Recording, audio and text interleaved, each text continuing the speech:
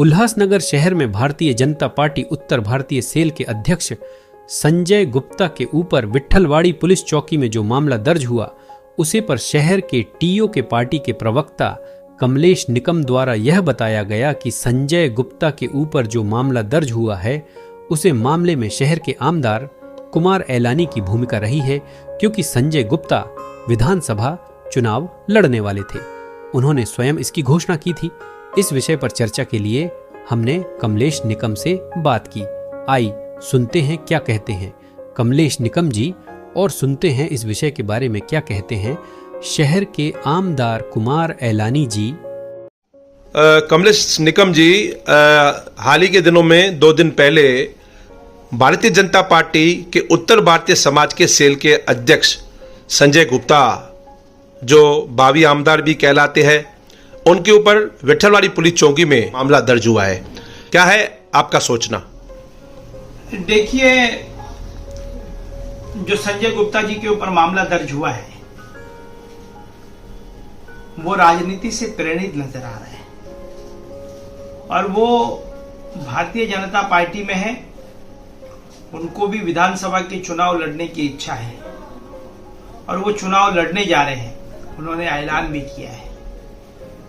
लोकतंत्र में हर एक व्यक्ति को स्वतंत्र अभिप्राय है कि वो कहां पर भी चुनाव लड़ सकता है, पर जब वो चुनाव लड़ने की प्रक्रिया में जब वो जा रहे हैं, वो चुनाव शहर में आमदार के चुनाव लड़ने जा रहे हैं। हमारे उम्मीदवार ओमी कलानी जी हैं, भाजपा के जो आमदार है सिटिंग आमदार कुमार एलानी जी हैं।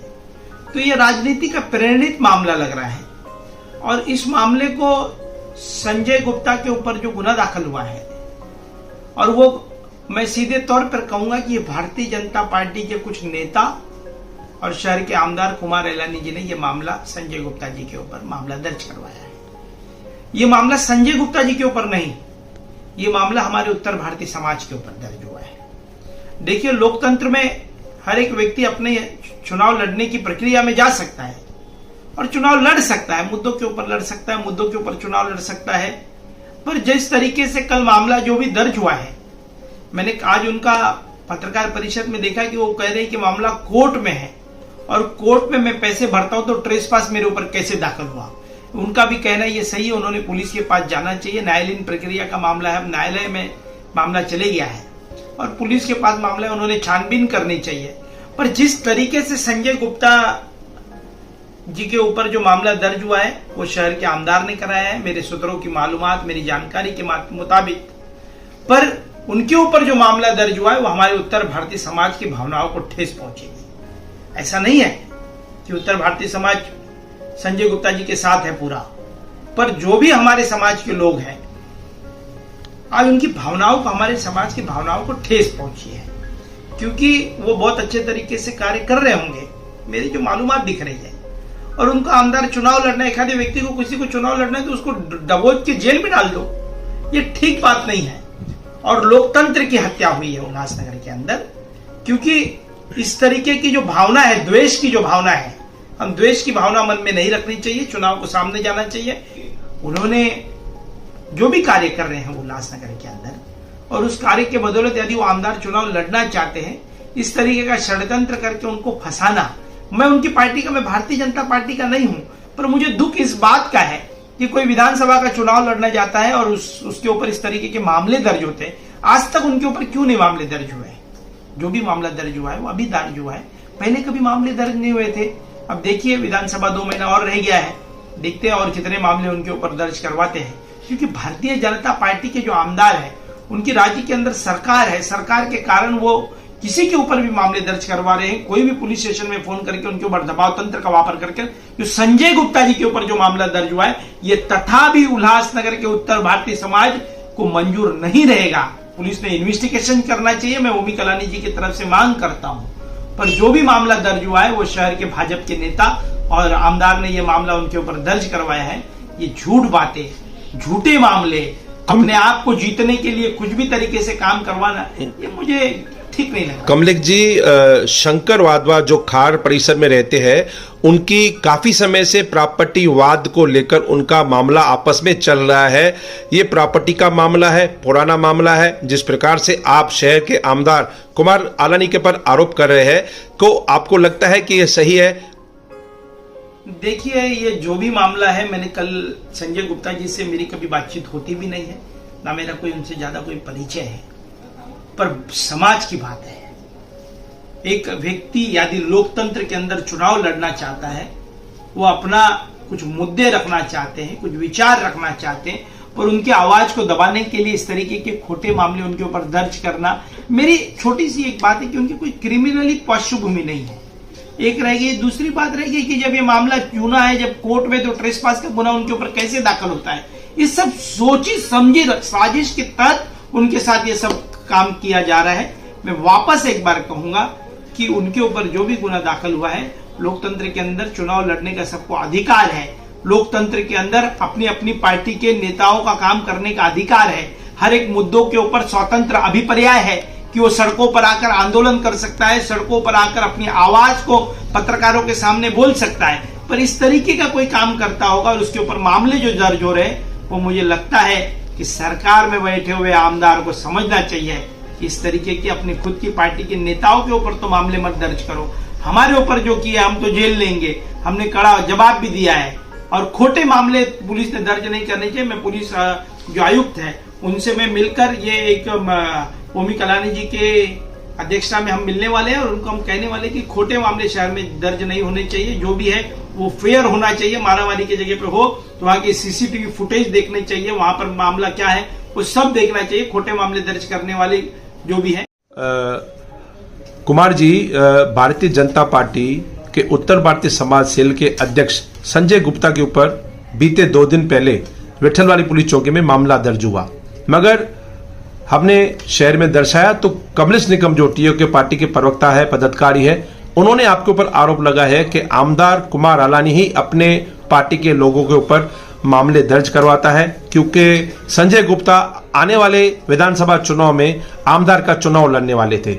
इस मामले में उन्होंने कई आपके ऊपर आरोप लगाए हैं। क्या कहेंगे, किस प्रकार से आप इस बात का जवाब देंगे? देखिए, आपको तो मालूम है कमलेश निकम सदा वह झूठ बोलते रहता है। खड्डा होता है तो बोलता है ये खड्डा आमदार कुमार आलानी मौत का सौदागर है। दूसरा कोई चीज होता है बोलता है आमदार कुमार आलानी ने किया होगा। अभी उसको सरासर ये मालूम नहीं है कि जो संजय गुप्ता है उसका और मुकेश वाधवा का जूना लफड़ा है आपस में। मेरे पास जवाहर होटल के मालिक जवाहर जी आए थे, उनका भांजा है या उनके रिलेशन कजिन्स है जो मुकेश वाधवा, जो अच्छा सोप, अच्छा सिलिकेट, अच्छा केमिकल, जिनकी उल्लासनगर में काफी सारी प्रॉपर्टीज थी और वो आपस में भाई लोग का आपस में झंझट है, तो उसको बैठने के लिए उनका कैसे आपस में भाईचारा बने, तो जवाहर भाई मेरे पास लेके आए थे मुकेश वाधवा को। उतना ही मैं जानता हूँ, वो लोग बंबई में रहते हैं। तो मुझे कहा कि ये हमारी जो प्रॉपर्टी में संजय गुप्ता आपका पार्टी का आदमी है, कब्जा करके बैठा है और कोर्ट में पैसा जमा करता है। तो मैंने संजय गुप्ता को बुला के, और संजय गुप्ता, दिनेश अग्रहरी, राकेश पाठक, कुलचंद यादव, लाल बिहारी, 5-6 लोग को लेके मेरे ऑफिस में आए और मैं जवाहर भाई और इनको मुकेश वाधवा को साथ में बिठाया। तो मुझे संजय गुप्ता ने कहा कि मुझे 6 महीना पीरियड लेके दीजिए। उनका 4 नंबर पुलिस चौकी के बाजू में एक प्लॉट है, फैक्ट्री, जिसमें उनका अच्छा सोप वालों का फैक्ट्री था।